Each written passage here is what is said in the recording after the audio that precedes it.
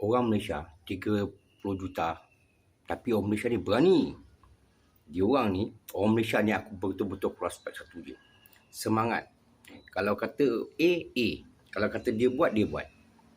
Misi kemanusiaan kat Gaza. Kau tengok orang Malaysia. Orang Melayu. Terus je. Tak kisahlah orang Israel nak serang ke apa ke. Baik lelaki, baik perempuan. Kau tengok.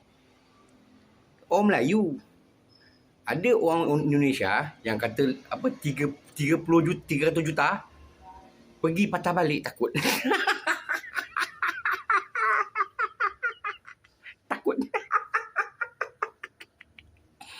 Sembang lawan Israel, lawan mati-matian.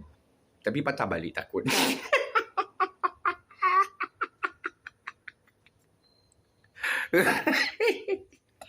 Kesian weh.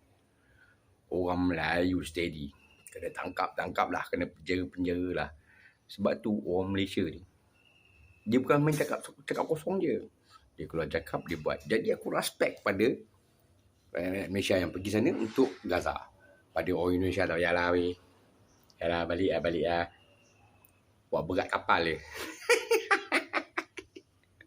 Kalau kau masuk ceroboh Malaysia, naik motorboat, speedboat, berani pula.